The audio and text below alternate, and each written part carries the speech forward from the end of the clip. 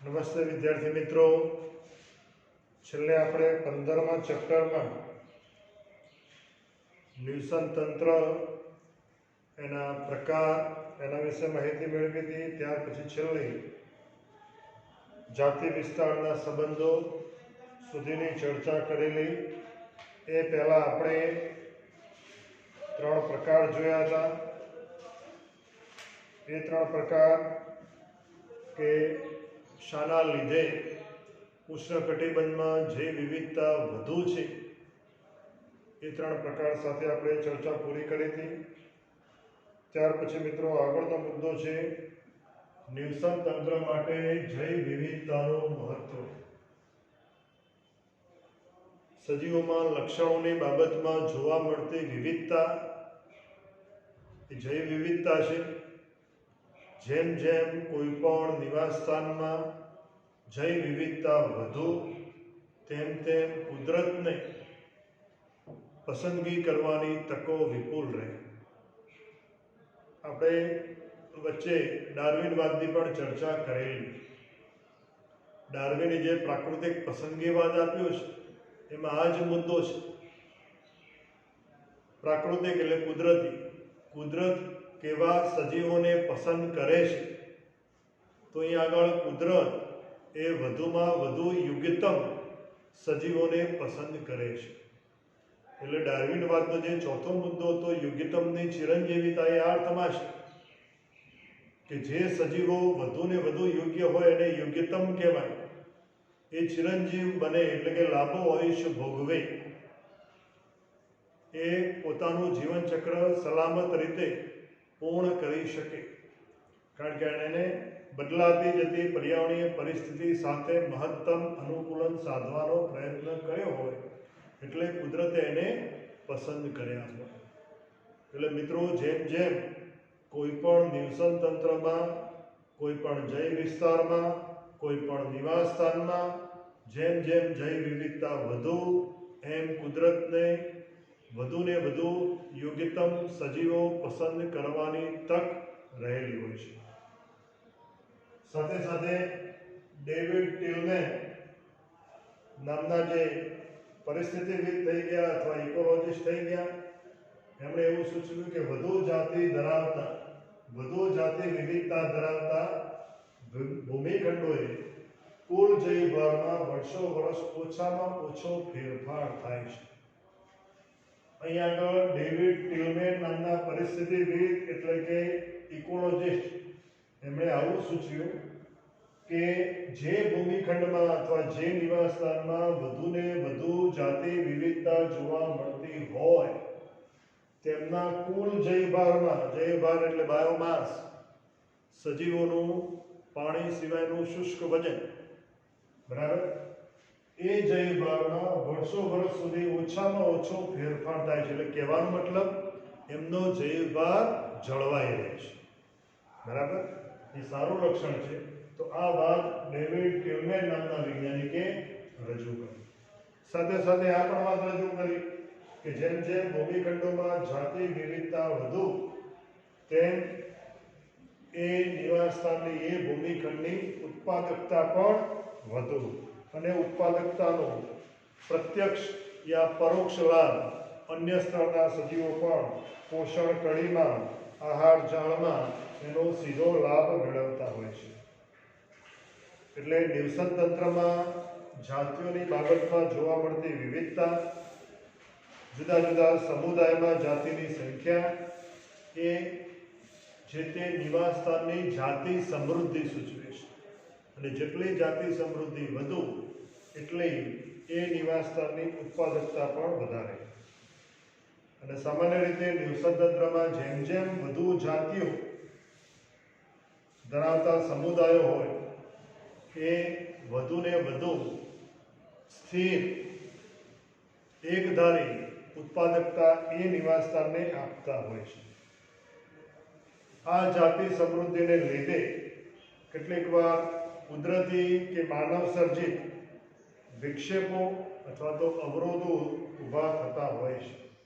જે કુદરતી દુર્ઘટનાઓ ઘટે છે, આપણે જાણીએ છીએ. અતિવૃષ્ટિ, અનાવૃષ્ટિ, ભૂકંપ, જ્વાળામુખી, પૂર વગેરે જેવી જે કુદરતી આફતો છે એની સામે ટકી રહેવા માટે આ જે જૈવ વિવિધતા ધરાવતા વિવિધ જાતિ સમૂહ હોય એ ક્ષમતા ધરાવતા હોય છે અને એ રીતે પોતાની ઉત્પાદકતા એ સરેરાશ રીતે જાળવી રાખતા હોય છે, કારણ કે જેમ જૈવ વિવિધતા વધુ એમ એ વધુ સ્થિરતાનું વલણ ધરાવતા હોય છે. ત્યાર પછી ડેવિડ ટિલમેન નામના વૈજ્ઞાનિકે હાલ જ આપણે વાત કરી એણે આ જૈવભારની વાત કરી છે. ત્યાર પછી જેમ જેમ જાતિઓની સમૃદ્ધિ વધુ તેમ તેમ એ નિવસન તંત્રની તંદુરસ્તી પણ વધુ. એટલે અહીંયા આગળ આપણે એ અર્થમાં વિચારવાનું છે કે કોઈ પણ નિવાસ સ્થાનની જાતિઓની સમૃદ્ધિ એ માત્ર ને માત્ર નિવસન તંત્રની તંદુરસ્તી માટે આવશ્યક નથી, જરૂરી નથી, પરંતુ સમગ્ર માનવ જાતિના લાંબા અસ્તિત્વ કે જીવન ટકાવી રાખવા માટે પણ અનિવાર્ય છે. આ વિધાન ઉપરથી આપણે એ રીતે સમજવાનું કે પ્રત્યેક પોષણ કડી એના પાયામાં પ્રાથમિક ઉત્પાદકો છે. એ પ્રાથમિક ઉત્પાદકો ઉપર પ્રત્યક્ષ યા પરોક્ષ રીતે તમામ તૃણાહારી, માંસાહારી સજીવો અસ્તિત્વ ધરાવે છે. એટલા માટે અહીંયા આગળ જાતિઓની સમૃદ્ધિ એ માત્ર નિવસન તંત્ર ટકાવી રાખવા માટે એટલે કે એની તંદુરસ્તી માટે જ જરૂરી નથી, પરંતુ સૌથી સુપીરિયર જે માનવ જાતિ છે એના પણ લાંબા આયુષ્ય માટે, લાંબા અસ્તિત્વ માટે એ અનિવાર્ય છે. ત્યાર પછી સ્ટેનફોર્ડ નામનો ઇકોલોજિસ્ટ થઈ ગયો, પરિસ્થિતિવિદ એટલે પરિસ્થિતિ શાસ્ત્રી અથવા ઇકોલોજિસ્ટ. એને પોલ એહરલિંગ દ્વારા નિવસન તંત્રની જાળવણી માટે જાતિ સમૃદ્ધિનું મહત્વ સમજાવવા માટે એક પૂર્વધારણા અથવા તો સિદ્ધાંત આપ્યો. એને રિવેટ પોપર પૂર્વધારણા કે રિવેટ પોપર સિદ્ધાંત તરીકે ઓળખવામાં આવે છે. જો આ વૈજ્ઞાનિકોના નામ પણ મિત્રો યાદ રાખજો.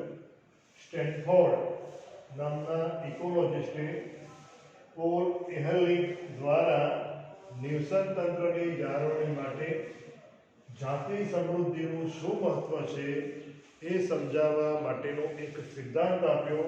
એ સિદ્ધાંતનું નામ છે રિવેટ પોપર સિદ્ધાંત અથવા રિવેટ પોપર પૂર્વધારણા. આ પૂર્વધારણા અથવા તો સિદ્ધાંત દ્વારા આપણે જાતિ સમૃદ્ધિ વધુ હોય તો નિવસન તંત્ર કેવી રીતે ટકી શકે છે એ વાત સમજાવીશું. તો હવે મિત્રો આપણે સમજીએ રિવેટ પોપર પૂર્વધારણા. રિવેટ પોપર પૂર્વધારણા અથવા રિવેટ પોપર સિદ્ધાંત. તો આ સિદ્ધાંત ક્યારેક બે ગુણમાં અથવા ટૂંક નોંધમાં પૂછાય છે.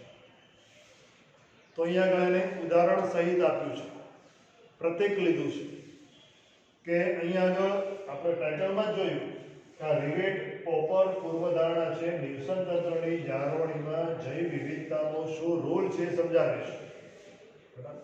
એટલે અહીંયા આગળ એણે સ્ટેનફોર્ડ નામના વૈજ્ઞાનિકે સમગ્ર નિવસન તંત્રને માટે પ્રતીક તરીકે વિમાન લીધું છે અને એ વિમાન એની અંદર માનવ મુસાફરી કરે, હવાઈ જહાજ કહેવાય.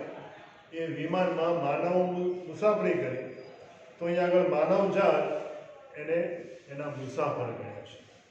એટલે અહીંયા આગળ વિમાનના પ્રતીક તરીકે નિવસન તંત્ર લીધું છે અને એમાં સમગ્ર માનવ જાત એ મુસાફર અથવા તો પેસેન્જર તરીકે પરિવહન કરે છે અથવા તો બેસે છે. હવે આપણે જાણીએ છીએ અહીંયા આગળ પ્રતીક તરીકે વિમાન લીધું છે, પરંતુ કોઈ પણ તંત્ર હોય એ તંત્રનું નાનામાં નાનો ઘટક એકબીજા દ્વારા જોડાયેલો હોય. એમ અહીંયા આગળ નિવસન તંત્રના પ્રતીક તરીકે વિમાન લીધું છે. તો વિમાનના જે જુદા જુદા સ્પેર પાર્ટ્સ હશે એ જુદા જુદા સ્પેર પાર્ટ્સ એકબીજા સાથે જોડાયેલા હશે અને એને લીધે એનું એન્જિન કામ કરતું હશે અને હવામાં ઉડ્ડયન કરતું હશે. પરંતુ એ વિમાનમાં બેઠેલા મુસાફરો એટલે કે માનવ એ વિમાનના યંત્રમાં ઉપયોગી એવા એક એક પાર્ટ્સ એ રિવેટ અથવા તો સાદા શબ્દોમાં કહીએ તો ખીલી અથવા સ્ક્રૂ એ રિવેટની મદદથી એક પાર્ટ્સ બીજા પાર્ટ્સ સાથે જોડેલું છે અને એ રીતે સમગ્ર વિમાનનું આખું બોડી અને એનું યંત્ર એન્જિન એ ચાલતું છે. એ વિમાનમાં બેઠેલા મુસાફરો એટલે કે માનવજાત એ વિમાનમાં આવેલા અસંખ્ય રિવેટ અથવા ખીલી અથવા તો સ્ક્રૂને જો ખોલવાનો પ્રયત્ન કરશે તો આપણે જાણીએ છીએ કે રિવેટ અથવા તો સ્ક્રૂની મદદથી એ વિમાનનો એક પાર્ટ બીજા પાર્ટ સાથે જોડાયેલો હોય છે. એ સ્ક્રૂ માનવજાત દ્વારા ખોલવામાં આવે તો બે પાર્ટ્સનું જોડાણ છૂટું પડશે, તૂટી જશે અને આવા એક એક સ્ક્રૂ અથવા તો એના રિવેટ એને એમાં બેસેલા મુસાફર એટલે કે માનવ દ્વારા ખુલ્લા કરવામાં આવશે તો એના લીધે વિમાન માટે મોટામાં મોટું જોખમ ઊભું થશે. એ વિમાન તૂટી પડશે અને તૂટી પડશે એની સાથે એમાં બેઠેલા મુસાફરો એટલે કે માનવજાત એનો પણ વિનાશ થશે. એટલે અહીંયા આગળ એક નાનકડા વિમાન અને એમાં બેઠેલા મુસાફરોના ઉદાહરણ ઉપરથી અહીંયા આગળ સ્ટેનફોર્ડ નામનો ઇકોલોજિસ્ટ આપણને એ વાત શીખવવા માંગે છે અથવા જણાવવા માંગે છે કે કોઈ પણ નિવસન તંત્ર હોય, ચાહે કુદરતી નિવસન તંત્ર હોય યા કૃત્રિમ નિવસન તંત્ર હોય, એમાં સૌથી વધુમાં વધુ દખલગીરી અથવા તો એનું ડિસ્ટર્બન્સનું કામ કોઈ પણ સજીવ દ્વારા થતું હોય તો એ માનવજાત દ્વારા થાય છે. કારણ કે માનવજાત સુવિકસિત પ્રાણી છે, એની પાસે ચેતાતંત્ર સુવિકસિત છે, એટલે પોતાના અંગત સ્વાર્થ માટે એ નિવસન તંત્રના પ્રત્યેક જીવનો ઉપભોગ કરે છે, ઉપયોગ કરે છે અને એને લીધે એ નિવસન તંત્રમાં આવેલા સજીવોની જાતિઓને નુકસાન થાય છે અને જાતિઓને નુકસાન થાય એટલે એની સીધી અસર એ જાતિ વિવિધતા ઉપર પડે છે. એટલે મિત્રો, આપણે સૌ જાણીએ છીએ કે કોઈ પણ નિવસન તંત્ર હોય તો નિવસન તંત્રમાં આવેલી પ્રત્યેક પોષણ કડી, એ પ્રત્યેક પોષણ કડીમાં આવેલું પ્રત્યેક જીવ એ પ્રત્યક્ષ યા પરોક્ષ રીતે પ્રાથમિક ઉત્પાદકો સાથે જોડાયેલો છે. તો અહીંયા આગળ આ વિમાનરૂપી નિવસન તંત્ર છે, એમાં આવેલા પ્રત્યેક વનસ્પતિ, પ્રત્યેક પ્રાણી એના પાર્ટ્સ ગણીએ, બરાબર, એકબીજા સાથે સ્ક્રૂની મદદથી જોડાયેલા છે અને સ્ક્રૂને એમાં બેઠેલો મુસાફર માનવ જ ખોલવાનો પ્રયત્ન કરે તો એ બંને પાસે આવેલા પાર્ટ્સ એ છૂટા પડી જાય, એન્જિન કામ કરતું બંધ થઈ જાય, વિમાન તૂટી પડે. એમ માનવ પ્રવૃત્તિઓ દ્વારા નિવસન તંત્રમાં આવેલા પ્રત્યેક સ્તરના સજીવોના જીવન ચક્રને ખૂબ જ મોટી હાનિ થાય છે, ખલેલ પહોંચે છે. એના લીધે કેટલીક જાતિઓ ઘણા બધા વર્ષો પછી આપણને નાશ પામેલી અથવા તો લુપ્ત થયાના ઉદાહરણ પણ જોવા મળે છે. એ પાછળનું કારણ એકમાત્ર આ જ છે કે માનવ પ્રવૃત્તિ. કારણ કે માનવ વૃત્તિ એવી છે કે સંગ્રહખોરી કરે છે, જરૂર પૂરતું પ્રકૃતિમાંથી ઉપભોગ કરે ત્યાં સુધી ચાલે, પણ એ તો જરૂર કરતાં વધારે વસ્તુ પ્રકૃતિમાંથી, નિવસન તંત્રમાંથી સજીવોનો નાશ કરીને મેળવે છે. એના લીધે કેટલીક જાતિઓ એ ધીરે ધીરે એમની સંખ્યા ઘટવા માંડી અથવા તો લુપ્ત થવા માંડી છે. એટલે એનો સીધો ગેરલાભ એ નિવસન તંત્રમાં વસતા પ્રત્યેક જીવને થાય છે અને સરવાળે એ નિવસન તંત્ર તૂટી પડે છે. એટલે અહીંયા આગળ પ્રતીક તરીકે વિમાન અને વિમાનમાં બેઠેલા મુસાફર એટલે વિમાન એ નિવસન તંત્ર, અને એમાં બેઠેલો મુસાફર એટલે માનવ જાત એ આખા નિવસન તંત્રમાં આવેલી પ્રત્યેક સજીવોને વધુને વધુ ખલેલ, હાનિ પોતાની માનવ પ્રવૃત્તિઓ દ્વારા પહોંચાડે છે, અને એને લીધે કેટલીક જાતિઓ લુપ્ત થવા માંડી છે, નાશ પામવા માંડી છે, કેટલીક નાશ પામવાને આરે આવીને ઊભી છે. એનો સીધો ગેરલાભ પૃથ્વી ઉપર વસતા પ્રત્યેક જીવને થાય છે. નિવસન તંત્ર ધીરે ધીરે અનિયમિત બને છે, ખોરવાતું જાય છે. તો અહીંયા આગળ પોલ એહરલિંગ દ્વારા નિવસન તંત્રની જાળવણીમાં જાતિ વિવિધતા કેવી રીતે ભાગ ભજવે છે એ સમજાવવા માટે રિવેટ પોપર પૂર્વધારણા અથવા તો આપણે સિદ્ધાંત જોયો. સરળ છે, તમારે યાદ રાખવાનો પ્રયત્ન કરવાનો. હવે આગળનો મુદ્દો છે જૈવ વિવિધતાની ક્ષતિ કે નુકસાન. હવે મિત્રો અહીંયા આગળ તમે સમજી શકો છો કે સજીવોના લક્ષણોની બાબતમાં જોવા મળતી વિવિધતા એ જૈવ વિવિધતા છે. એ જૈવ વિવિધતાને સૌથી વધુ નુકસાન પહોંચાડતું મુખ્ય પરિબળ હોય તો એ માનવ પ્રવૃત્તિ છે. એના દ્વારા ઘણી બધી જાતિઓ અત્યાર સુધીમાં લુપ્ત થઈ ચૂકી છે, અને કેટલીક જાતિઓ લુપ્ત થવાને આરે છે. ભવિષ્યમાં આપણે સંશોધન કરવા માટે વિદ્યાર્થીઓને બતાવી પણ ન શકીએ, દર્શાવી પણ ન શકીએ એટલી સંખ્યામાં આ જૈવ વિવિધતા એ નાશ પામવા માંડી છે. અને આ નાશ પામવાનો દર જો આ જ ગતિએ ચાલુ રહ્યો તો ભવિષ્યમાં નિવસન તંત્ર માટે ઘણું મોટું જોખમ ઊભું થશે. એની કેટલીક આંકડાકીય માહિતી એ આ ટોપિકમાં આપણે જોઈએ. એમાં પહેલું છે ઉષ્ણકટિબંધના વિસ્તારમાં, એમાં ખાસ કરીને પ્રશાંત ટાપુઓની આજુબાજુ માનવ વસાહત પ્રસ્થાપિત થઈ, એને લીધે ત્યાંના સ્થાનિક પક્ષીઓ જે વસવાટ કરતા હતા એની લગભગ 2000 કરતાં વધુ જાતિઓ લુપ્ત થઈ. એટલે તમે વિચાર કરો કે કોઈ ચોક્કસ ભૌગોલિક વિસ્તાર લીધો, ઉષ્ણકટિબંધમાં આવેલો પ્રશાંત ટાપુ, એની આજુબાજુ પાણી હશે, એટલે પાણીમાંથી જલજ જીવોનું ભક્ષણ કરીને પક્ષીઓ એ પોતાની વસાહત ત્યાં વિકસાવી હશે. તો ત્યાં વસતા જે સ્થાનિક પક્ષીઓ હતા એની લગભગ 2000 કરતાં પણ વધુ જાતિઓ, તમે વિચાર કરો, કોઈ એક જ જાતિના 2000 પક્ષી નાશ પામે એવી વાત નથી. 2000ની સંખ્યામાં પક્ષીઓની સ્થાનિક જાતિઓ નાશ પામી છે. એ વિસ્તારમાં જોવા મળતી હતી, અન્યત્ર જોવા મળતી નહોતી. ટાપુ વિસ્તારમાં જ હતી ઉષ્ણકટિબંધ. કેમ? માનવ પ્રવૃત્તિ.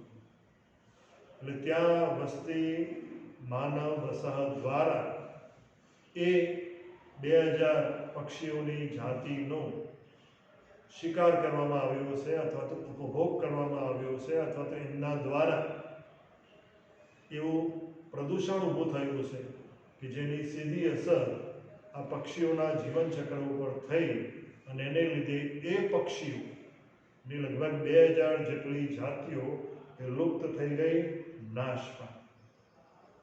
તો આ જૈવ વિવિધતા માટેની મોટી ક્ષતિ અથવા તો નુકસાની છે. આપણે જે આંતરરાષ્ટ્રીય લેવલે જૈવ વિવિધતાની જાળવણી માટે કામ કરતી સંસ્થા જોઈ, IUCN, બરાબર? એ IUCN સંસ્થાના 2004ના સર્વે મુજબ હવે એમાં એક રેડ ડેટા બુક આવે છે. આ બુકનું નામ છે રેડ ડેટા બુક. આ બુક અમુક વર્ષો પછી સર્વેના અંતે બહાર પાડવામાં આવે. એમાં ભૂતકાળમાં અસ્તિત્વ ધરાવતી સજીવોની વિવિધ જાતિઓ જે હાલ અસ્તિત્વ ધરાવતી નથી કે માનવ પ્રવૃત્તિની ખલેલ દ્વારા એ લુપ્ત થઈ ગઈ છે, એવી લુપ્ત થયેલી સજીવોની જાતિઓની માહિતી એ રેડ ડેટા બુકમાં IUCN સંસ્થા દ્વારા પ્રકાશિત કરવામાં આવે છે, ત્યારે આપણને ખબર પડે કે ભૂતકાળના વર્ષોમાં આ સજીવો અસ્તિત્વ ધરાવતા હતા, પરંતુ હાલના સંજોગોમાં માનવ પ્રવૃત્તિની ખલેલ દ્વારા એ સજીવો લુપ્ત થઈ ગયા છે અથવા તો નાશ પામ્યા છે.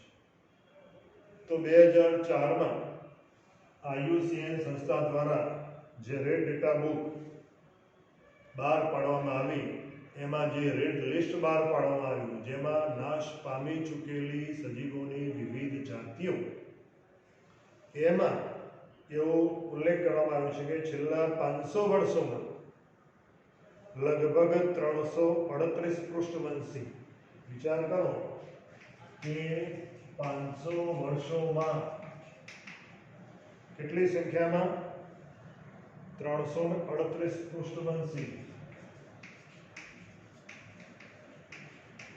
આના ઉપરથી તમે સમજી શકો છો કે છેલ્લા 500 વર્ષોમાં 338 પૃષ્ઠવંશીઓ, 359 અપૃષ્ઠવંશીઓ,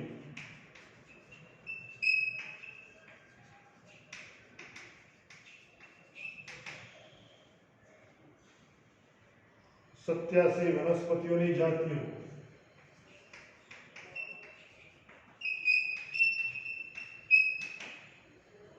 અને આ બધું મળી અને લગભગ 784 જાતિઓ લુપ્ત થઈ.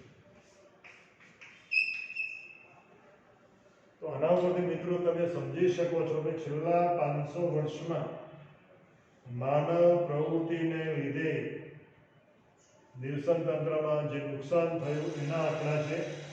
338 પૃષ્ઠવંશીઓ નાશ પામ્યા, લુપ્ત થઈ ગયા. 359 એ અપૃષ્ઠવંશી પ્રાણીઓ નાશ પામ્યા અને 87 જુદી જુદી વનસ્પતિ જાતિઓ છે. મિત્રો, આ વનસ્પતિ કે પ્રાણીઓની સંખ્યા નથી.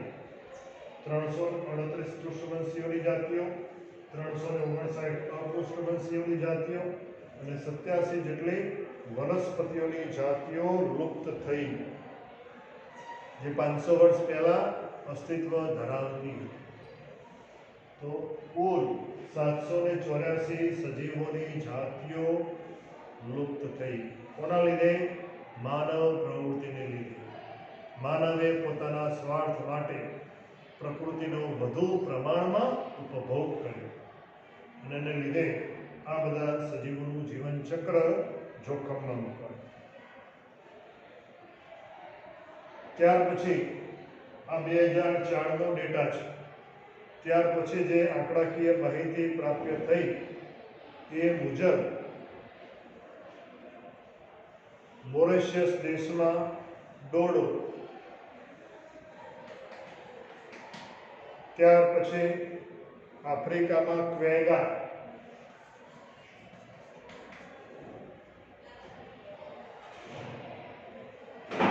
ઓસ્ટ્રેલિયામાં થાઇલેસીન,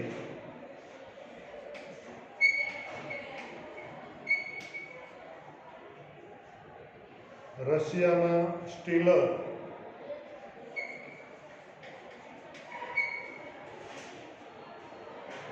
અને બાલી, જાવા અને કાસ્પિયનમાં વાઘની 3 જાત.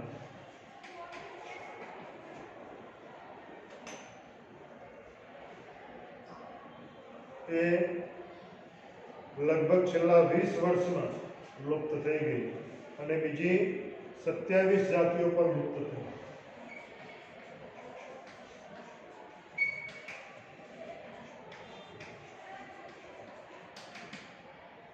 હવે જો આ માહિતી મોરેશિયસ દેશમાં ડોડો નામનું સજીવ, આફ્રિકામાં ક્વેગા, ઓસ્ટ્રેલિયામાં થાઇલેસીન, રશિયામાં સ્ટીલર સીકલ, દરિયાઈ ગાય તરીકે એને ઓળખવામાં આવે, અને વાઘની 3 ઉપજાતિઓ બાલી ટાપુમાં, જાવાન અને કાસ્પિયનમાં. એ લુપ્ત થઈ. તો આટલી જાતિઓ એ છેલ્લા કેટલાક વર્ષોમાં નાશ પામી લુપ્ત થઈ. કેમ? માનવ પ્રવૃત્તિ. માનવે એવી પ્રવૃત્તિઓ કરી કે જેને લીધે આ સજીવોનું જીવનચક્ર જોખમમાં મુકાયું. એટલે માનવ પ્રવૃત્તિઓના દ્વારા આ સજીવોની પોતાના જીવન ટકાવી રાખવા માટેની જે જરૂરિયાતો છે એ અપ્રાપ્ય બની અને એને લીધે પોષણના અભાવે, યોગ્ય વાતાવરણના અભાવે આ સજીવો નાશ પામ્યા અથવા લુપ્ત થઈ ગયા. આ ઉપરાંત છેલ્લા આંકડા મુજબ છેલ્લા 20 વર્ષમાં 27 જાતિઓ એ અદ્રશ્ય થઈ ગઈ, એટલે કે નાશ પામી. અને એમાં લુપ્ત થવામાં સૌથી વધુ એ ઉભયજીવી સજીવો છે, કારણ કે પ્રમાણમાં વધુ સંવેદનશીલ છે. એને પોતાની જરૂરિયાતો અલ્પ પ્રમાણમાં પણ અપ્રાપ્ય થાય તો પણ એમનું જીવન જોખમમાં મુકાતું હોય છે. એટલે વધુ સંવેદનશીલ જાતિઓ ઉભયજીવી વર્ગની હતી અને એ ઝડપથી લુપ્ત થઈ. હાલ વિશ્વમાં લગભગ 15,500 જાતિઓ લુપ્ત થવાનો ભયનો સામનો કરી રહી છે. આટલી જાતિઓ સામે જોખમ છે એમ કહેવાય. એટલે કે 15,500 જાતિઓ એ નાશ પામવાના આરે આવીને ઊભી છે. લુપ્ત થવાના ભયનો સામનો કરી રહી છે. લુપ્ત થવું એટલે નાશ પામવું. શાના લીધે? માનવ પ્રવૃત્તિના લીધે. માનવ એનો શિકાર કરતો હોય, ખોરાક તરીકે ઉપયોગ કરતો હોય, આ ઉપરાંત ખોરાક સિવાય અન્ય ઉપયોગોમાં, રહેઠાણ બનાવવામાં, પછી સૌંદર્ય પ્રસાધનોના સાધનમાં, ઔષધમાં, ટૂંકમાં માનવ દ્વારા એનું ભક્ષણ થતું હોય, ઉપભોગ થતું હોય અને એને લીધે એ સજીવો ઝડપથી નાશ પામે. એટલે આટલા તો નાશ પામ્યા, પરંતુ હાલ 15,500 એવી જાતિઓ અસ્તિત્વ ધરાવી રહી છે જે આવનારા નજીકના ભવિષ્યમાં નાશ પામવાનો ભય ધરાવે છે. કેમ? તો હાલ આ 15,500 જાતિઓનો વધુને વધુ પ્રમાણમાં ઉપયોગ થઈ રહ્યો છે. એમાંથી 650થી વધારે જાતિઓ ભારતમાં છે.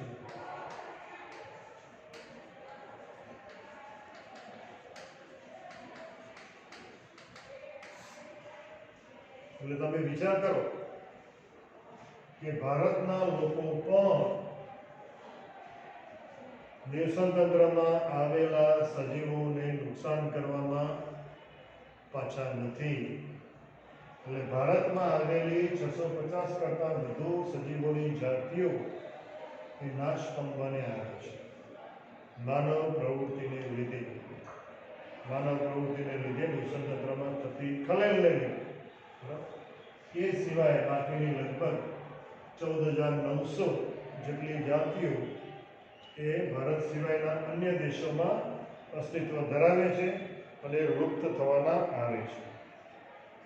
આ જ રીતે સમગ્ર પક્ષીઓમાં, પક્ષીની જાતમાં 12% જાતિઓ એ લુપ્ત થવાને આરે છે. ત્યાર પછી પક્ષીઓમાં 12%, સસ્તનમાં 23%,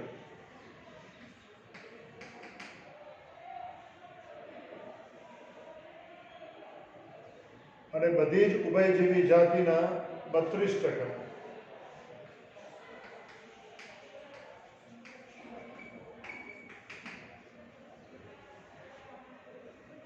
અને અનાવૃત બીજધારીના 31%.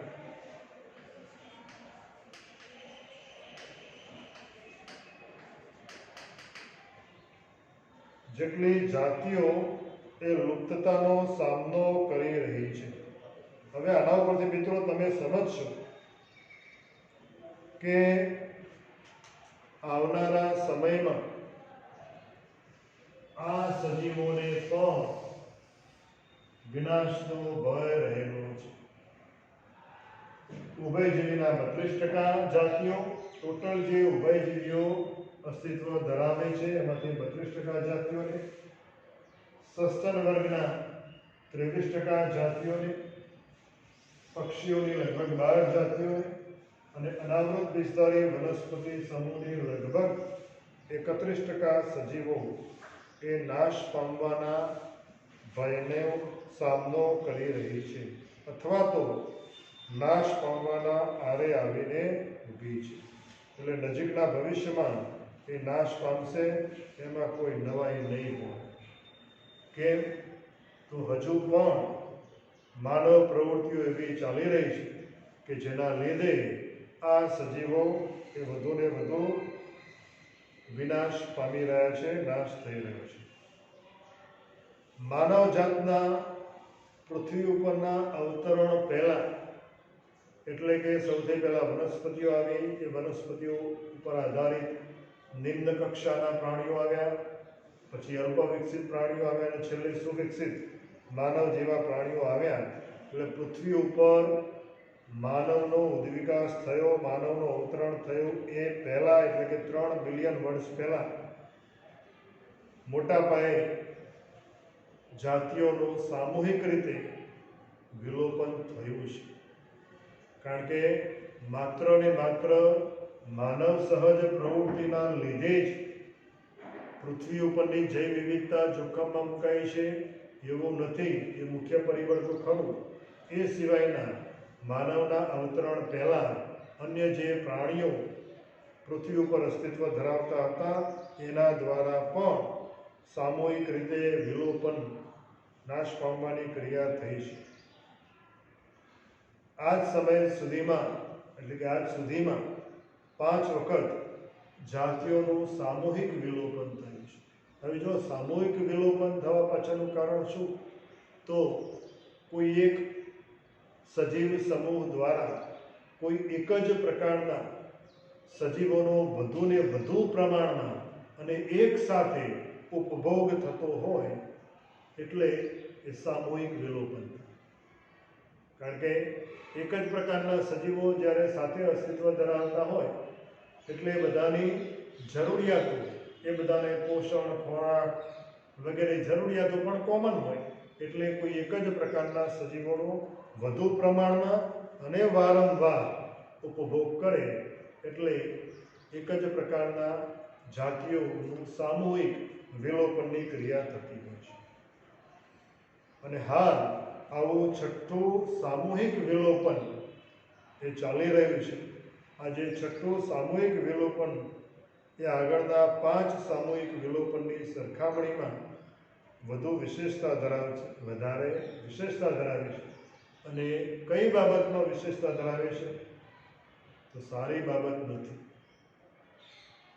આ 6થો અને છેલ્લું તો આને કહેવાય જ નહીં, કારણ કે આવું સામૂહિક વિલોપનની ક્રિયા જ્યાં સુધી આવી પ્રવૃત્તિઓ જે પોતાના સ્વાર્થ માટે થાય છે એવી થતી રહેશે ત્યાં સુધી અન્ય સજીવોનો પોતાના સ્વાર્થ માટે ઉપભોગ થતો જ જશે અને એને લીધે સામૂહિક વિલોપન થતું જશે. પરંતુ આ 6થા સામૂહિક વિલોપનમાં અગાઉના 5 સામૂહિક વિલોપન કરતાં વધુ ભયાનક એટલા માટે છે કે આમાં સજીવોની જાતિ વિવિધતા જે ભૂતકાળમાં નાશ પામી હતી એના કરતાં 100 થી 1000 ગણો વધુ ઝડપી છે. એટલે ભૂતકાળમાં જે 5 સામૂહિક વિલોપન થયા એમાં વિનાશનો દર 6થા સામૂહિક વિલોપન કરતાં ઓછો હતો. એની સાપેક્ષમાં આનો એના કરતાં 100 થી 1000 ગણો વધુ છે.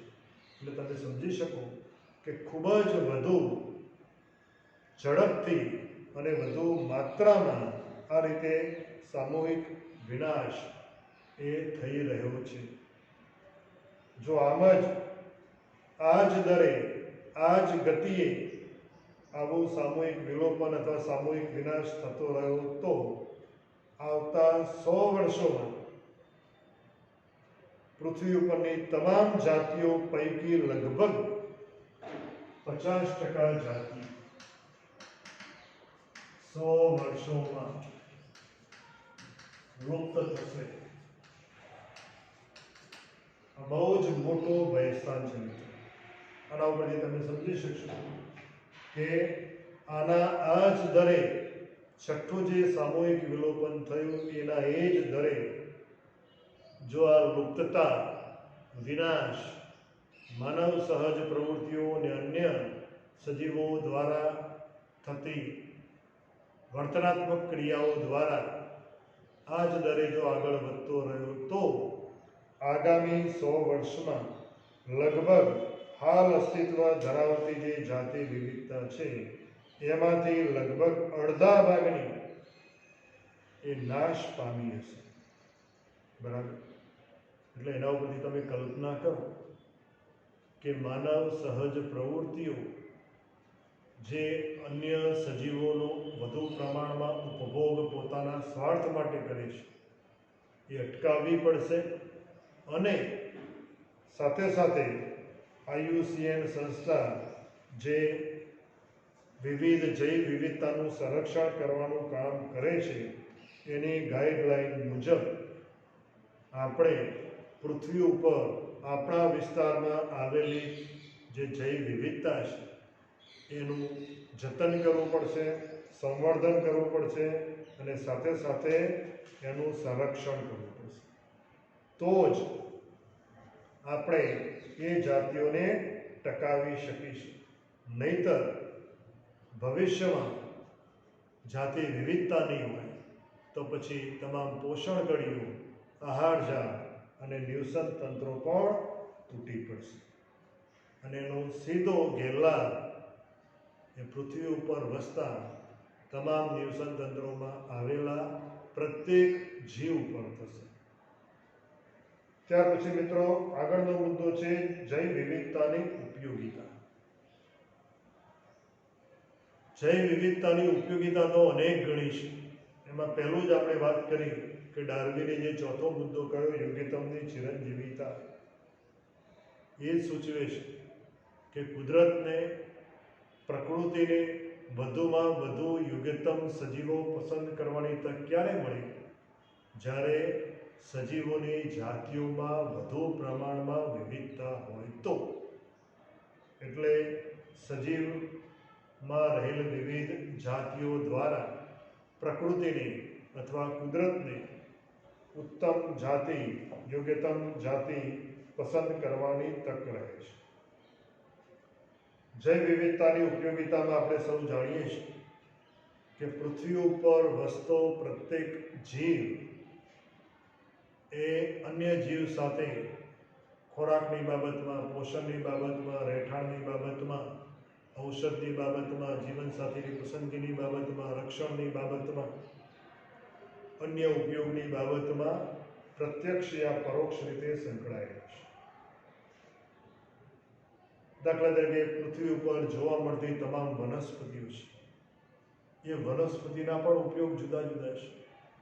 એમાંથી જે ધાન્ય વર્ગની છે, કઠોળ વર્ગની છે, શાકભાજી વર્ગની છે, તેલીબિયા વર્ગની છે, ફળફળાદી વર્ગની છે, એનો પૃથ્વી ઉપર વસતા તમામ તૃણાહારી પ્રાણીઓ એ ખોરાક તરીકે ઉપયોગ કરે છે અને એને ખોરાક મળે છે, તેમાંથી શક્તિ મળે છે અને પોતાનું જીવન ચક્ર ચલાવે છે.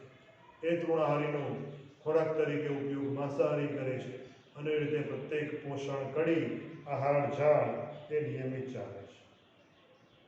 આ ઉપરાંત કેટલીક વનસ્પતિઓ, કેટલાક પ્રાણીઓ, એમાં આવેલા દ્રવ્યો અથવા તો ઘટકો એ માનવજાત અને અન્ય પ્રાણીઓ, વનસ્પતિઓ માટે ઔષધ અથવા તો દવા તરીકે ઉપયોગમાં લેવામાં આવે છે. આપણે કેટલીક મેડિસિનલ પ્લાન્ટ યુક્ત વનસ્પતિઓ છે, કેટલાક એવા પ્રાણીઓ છે કે એમાં આવેલા દ્રવ્યો છે એનો પણ ઔષધ તરીકે ઉપયોગ કરવામાં આવે છે. એટલે વનસ્પતિ અને પ્રાણીમાં આવેલા કેટલાક દ્રવ્યોનું ઔષધ તરીકે, દવા તરીકે પણ ઉપયોગ કરવામાં આવે છે. આ ઉપરાંત વનસ્પતિ એનો બળતણ તરીકે પણ ઉપયોગ થાય છે, કારણ કે વનસ્પતિમાંથી જે લાકડું મળે એ લાકડાનો ફર્નિચર ઉદ્યોગમાં ઉપરાંત બળતણમાં પણ ઉપયોગ કરવામાં આવે છે. આ ઉપરાંત એમાંથી મળતા રેસા, લાખ, ગુંદર એનો પણ આપણે ભરપૂર પ્રમાણમાં જુદા જુદા સૌંદર્ય પ્રસાધનના સાધનો અથવા તો ઉપયોગી વસ્તુઓ બનાવવામાં થાય છે. એમાંથી રબર પણ મળે છે. તો આ રીતે જુદા જુદા વસ્તુઓ બનાવવા માટેના સ્ત્રોત તરીકે સજીવોનો ઉપયોગ થાય છે. એમાં આપણે એક પછી એક એના જેટલા ઉદાહરણ લેવા હોય એટલા લઈ શકીએ. એમાં સૌથી પહેલું આપણે જોઈએ ખોરાકના સ્ત્રોત તરીકે. તો હાલ જ મેં કહ્યું એમ તમામ શાકાહારી અથવા તૃણાહારી પ્રાણીઓ એ પૃથ્વી ઉપર જોવા મળતી વનસ્પતિની જૈવ વિવિધતા છે. એ બધી જુદી જુદી વનસ્પતિઓનો ખોરાક તરીકે ઉપયોગ કરી અને એમાંથી પોષણ મેળવે છે અને એ રીતે પોતાનું જીવન ચક્ર ચલાવે છે.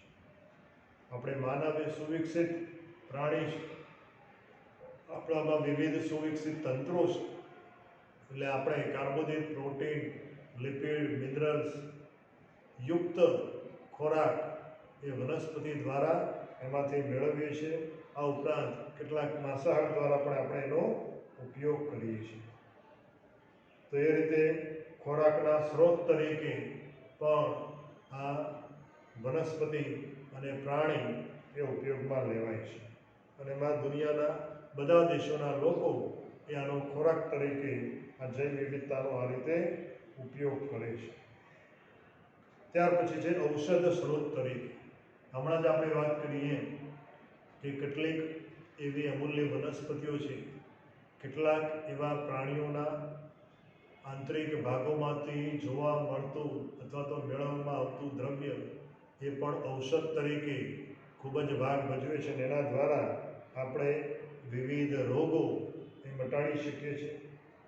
તો આવા મેડિસિનલ પ્લાન્ટના પણ તમે ઉદાહરણ લઈ શકો કે દાખલા તરીકે પોસ્ટોડામાંથી મળતું મોર્ફિન, ખસખસ, અરડુસી, જેઠીમધ, તુલસી, હળદર, લીમડો વગેરે જેવી વનસ્પતિમાંથી આપણે જુદા જુદા પ્રકારના ઔષધ મેળવીએ છીએ. આ સિવાયના પણ એવા ઘણા બધા હર્બલ પ્લાન્ટ છે કે જેનો ઔષધ તરીકે આપણે ઉપયોગ કરીએ છીએ. આ ઉપરાંત આ જૈવ વિવિધતા છે એ નિવસન તંત્ર માટે જે મહત્વનો ભાગ ભજવે છે એમાં વાતાવરણના વાયુના યોગ્ય પ્રમાણની જાળવણી થાય છે. આપણે જાણીએ છીએ કે પૃથ્વી ઉપર જે જીવાવરણ છે, બાયોસ્ફિયર છે, જેમાં પૃથ્વી ઉપર અસ્તિત્વ ધરાવતા સજીવો વસવાટ કરે છે, આ જે જીવાવરણ છે એ જીવાવરણમાં વાયુ આવેલા છે. એ વાયુના યોગ્ય પ્રમાણની જાળવણી પણ આ જૈવ વિવિધતા દ્વારા થાય છે. એ રીતે નિવસન તંત્રને મદદ કરે છે. આ ઉપરાંત વૈશ્વિક તાપમાનની જાળવણી. આપણે હાલ ગ્લોબલ વોર્મિંગનો સામનો કરી રહ્યા છીએ વિશ્વ. તો આપણે જાણીએ છીએ કે કેમ ગ્લોબલ વોર્મિંગની સમસ્યા ઊભી થઈ.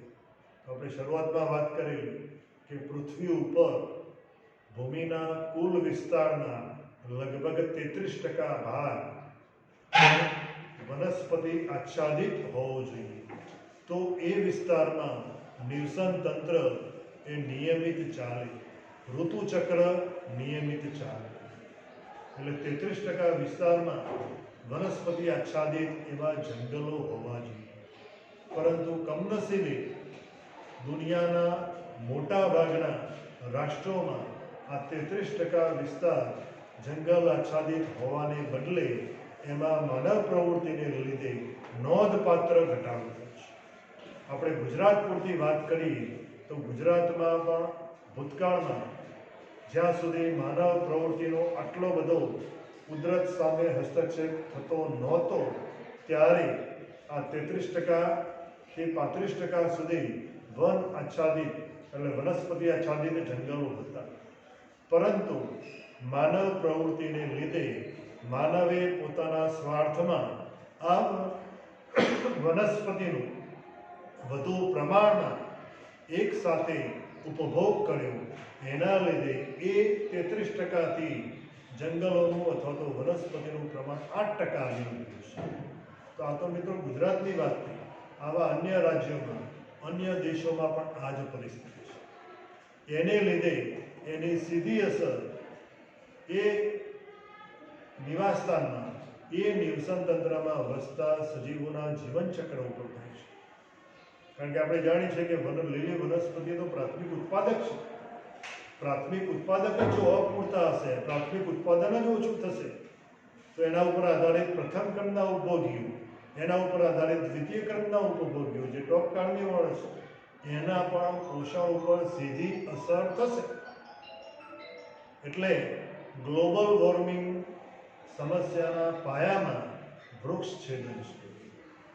જે 33% ભૂમિ વિસ્તાર વનસ્પતિ આચ્છાદિત હોવો જોઈએ, જે આપણે માનવ સહજ પ્રવૃત્તિઓ દ્વારા એ વનકટાઈ કરી અને એને લીધે એ વનસ્પતિ આચ્છાદિત પ્રદેશો ઘટ્યા. એટલે એના લીધે ઋતુચક્ર પણ અનિયમિત થયા અને વૈશ્વિક તાપમાનમાં નોંધપાત્ર વધારો થયો. વૈશ્વિક તાપમાનમાં નોંધપાત્ર વધારામાં માત્ર માણસે જંગલો કાપ્યા એ એક જ પરિબળ નથી, પણ આપણે આપણા વધુ એશ આરામી જીવનભોગ માટે કુદરતમાં ઓઝોનનું સ્તર એને ગાબડા પાડે એવા અવરોધક વાયુ CFC, CF2 વગેરે જે પેદા કરે અને એના લીધે ઓઝોનમાં પણ ગાબડું પડ્યું અને સૂર્યમાંથી આવતા ઘાતક હાનિ કરતા કિરણો પૃથ્વી સુધી આવતા થયા અને આના લીધે એ માનવ જાત, સમગ્ર સજીવોની જાત એની સામે પણ ખતરો ઊભો થયો છે. એટલે વૈશ્વિક તાપમાનની જાળવણીમાં પણ એ ઉપયોગી છે. આ ઉપરાંત દરિયાઈ પ્રવાહો અને પવનો દ્વારા આબોહવાની જાળવણી થાય છે. તો શરૂઆતમાં જ આપણે કહ્યું હતું કે પૃથ્વી ઉપરનો પ્રત્યેક જીવ એ નિવસન તંત્ર ચલાવવામાં પ્રત્યક્ષ યા પરોક્ષ રીતે ભાગ ભજવતો હોય છે. જંગલો દ્વારા વર્ષા નિયમન એની પણ આપણે વાત કરી કે વૃક્ષો કપાતા ગયા છે, માટે આપણે જાણીએ છીએ કે ઋતુચક્ર અનિયમિત થયું છે. એટલે ઋતુઓ અનિયમિત રીતે બેસે ઉતરે અને એમાં જે તે ઋતુમાં તાપમાનમાં જે એની તીવ્રતા અને સમયાવધિ જળવાવી જોઈએ એ જળવાતી નથી. એના લીધે વરસાદ પણ અનિયમિત થયો. ભૂમિની જાળવણી, માનવ પ્રવૃત્તિ દ્વારા ભૂમિની જાળવણી પણ યોગ્ય રીતે થતી નથી. કારણ કે આપણે આપણી બિનઉપયોગી જે જૈવ અવિઘટનીય વસ્તુઓ છે, પદાર્થો છે, એ જમીન ઉપર ગમે ત્યાં ફેંકીએ, પ્લાસ્ટિક વગેરે કે જેનું વિઘટન શક્ય નથી. એના લીધે એ જમીનમાં વિઘટન થયા સિવાયના પડી રહે, એને લીધે જમીનનું પ્રદૂષણ પણ વધે છે. સાથે સાથે આપણે જંતુનાશક દવાઓ એનો વધુ પ્રમાણમાં ઉપયોગ કર્યો, એને લીધે જે કેટલીક ઉપયોગી વનસ્પતિ હતી, જે રોગ નાબૂદ કરવા માટે જરૂરી જીવાત હતી, એ નાશ થઈ અને એને લીધે વનસ્પતિમાં રોગો પણ વધ્યા. અને એ રોગો વધ્યા એટલે પાછા એ રોગોનું કંટ્રોલ કરવા માટે આપણે વધુ ને વધુ પ્રમાણમાં જંતુનાશક દવાઓનો છંટકાવ કર્યો, રાસાયણિક ખાતરોનો ઉપયોગ કર્યો. એના લીધે જમીનનું પ્રદૂષણ પણ વધ્યું. સાથે સાથે ઉદ્યોગો, મિલો, કારખાના, ફેક્ટરીઓ વગેરેમાં વપરાતા જે પદાર્થો હોય અને એમાંથી મળતી જે નિપજો હોય, આડ પેદાશો હોય, જે પણ અવિઘટનીય હોય, પ્રદૂષક તરીકે હોય, એનો પણ આપણે આપણા જળાશયોમાં, જમીનમાં નિકાલ કર્યો, એના લીધે જમીનની ફળદ્રુપતા પણ ઘટી અને જળ પ્રદૂષણ પણ વધ્યું. તો આ રીતે માનવ સહજ પ્રવૃત્તિઓ કે જે માનવ પોતાના સ્વાર્થમાં કરતો ગયો અને એને લીધે એ નિવસન તંત્રને વધુને વધુ પ્રમાણમાં ખલેલ પડતી ગઈ અને ખલેલના લીધે નિવસન તંત્ર વધુને વધુ અનિયમિત થતું ગયું અને એની સીધી અસર પૃથ્વી ઉપર જોવા મળતા જુદા જુદા સજીવોની જૈવ વિવિધતા ઉપર થઈ. તો આ રીતે જૈવ વિવિધતાની જાળવણીમાં નિવસન તંત્ર કામ કરે છે અને એના માટે પ્રત્યેક માનવે IUCN સંસ્થાએ જે ગાઈડલાઈન આપી છે એ મુજબ પૃથ્વી ઉપર વસતી પ્રત્યેક વનસ્પતિ અને પ્રાણી જાતિ એનું જતન, સંવર્ધન અને સંરક્ષણ કરવું જોઈએ. તો આવનારી પેઢીઓ માટે આ જાતિ વિવિધતા ટકી શકે. બાકી હાલ જ આપણે આંકડામાં જોયું કે આના આ જ દરે જો સજીવોની જાતિ વિવિધતાનો લુપ્તતાનો દર જો આગળ વધતો રહેશે તો આગામી 100 વર્ષમાં હાલ જૈવ વિવિધતા છે એની અડધા ભાગની જૈવ વિવિધતા બચશે, બાકીની નાશ પામશે. તો આ આપણા સૌની સહિયારી જવાબદારી છે કે આપણે એવી પ્રવૃત્તિઓ કરીએ, એવા ઉપાયો કરીએ કે જેથી કરીને પૃથ્વી ઉપર જોવા મળતી પ્રત્યેક જાતિ એનું અસ્તિત્વ સલામત રહે અને આવનારા વર્ષોના વર્ષો સુધી એ જીવંત રહે એવા પ્રકારના આપણા પ્રયત્નો થવા જોઈએ. ત્યાર પછી આગળના મુદ્દાની ચર્ચા આપણે આવતી વખતે કરીશું. એમાં જૈવ વિવિધતાની ક્ષતિ અને નુકસાની આવશે.